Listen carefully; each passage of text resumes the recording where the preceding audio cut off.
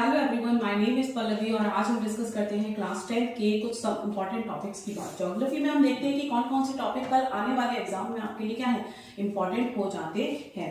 तो सबसे पहले जब हम बात कर रहे हैं किसकी रिसोर्स एंड डेवलपमेंट की बात करें तो रिसोर्स और डेवलपमेंट की जब हम बात कर रहे हैं कि कौन सा टॉपिक इंपॉर्टेंट होता है तो व्हाट इज रिसोर्सेज है, टाइप्स ऑफ रिसोर्सेज है, ये सारे टॉपिक क्या है बेटा आपके एग्जाम से क्या है बहुत ज्यादा इंपॉर्टेंट हो जाते हैं। फिर हम बात करते हैं यहाँ पे एक तो हो गया, एक तो क्या हो गया रिसोर्स हो गया, टाइप्स हो गए आपके। टाइप्स के बाद जब हम बात करें कंजर्व की बात करें कंजर्व, फिर रियो डी जेनेरियो कहाँ पे हुआ, अर्थ समिट का अर्थ समिट पहला अर्थ समिट हमें कहाँ देखने को मिला, एजेंडा 21 क्या है, सस्टेनेबल डेवलपमेंट क्या है, ये इस चैप्टर के काफी इंपॉर्टेंट टॉपिक हो जाते हैं। सेकंड हम फॉरेस्ट एंड वाइल्ड लाइफ की बात कर रहे हैं, वाइल्ड लाइफ रिसोर्सेज की। तो यहाँ पे वाइल्ड लाइफ रिसोर्सेज के बारे में क्या है, फॉरेस्ट क्या है, टाइप ऑफ फॉरेस्ट क्या है, प्रोजेक्ट टाइगर क्या है, इन सब के बारे में हो जाता है। Then conservation of wildlife resources को आप कैसे क्या करेंगे कंजर्व करेंगे, ये इंपॉर्टेंट टॉपिक्स हैं। फिर हम वाटर रिसोर्सेज की बात करते हैं तो वाटर स्कार्सिटी की बात आ रही है। वाटर स्कार्सिटी की बात करते हैं यहाँ पे किसकी, कंजर्वेशन ऑफ वाटर रिसोर्सेज। फिर रेन वाटर हार्वेस्टिंग इसमें से इंपॉर्टेंट हो जाता है। फिर आपका एग्रीकल्चर क्या है,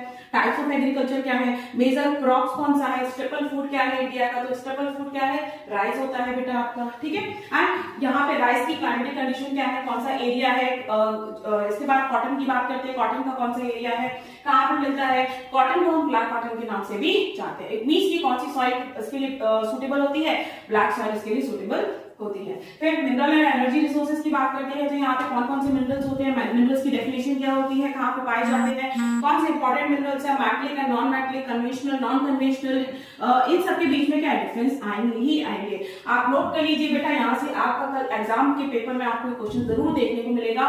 क्या mineral, metal non metal, metal non metal के बारे में बात की जाए। सेकेंड हम फेरस की बात कर रहे हैं, फेरस एंड नॉन फेरस की बात की जा रही है, ठीक है। थर्ड आप बात करेंगे कन्वेंशनल एंड नॉन कन्वेंशनल के बारे में डिफरेंस आएगा ही आएगा, ठीक है। यहाँ से आपका आएगा ही आएगा। और फोर्थ जब हम बात करें कि renewable and non renewable resources के बारे में, एक ना एक आपको इनमें से कोई दो जो है वो आपके पेपर में जरूर छपे मिलेंगे आपको डेफिनेटली।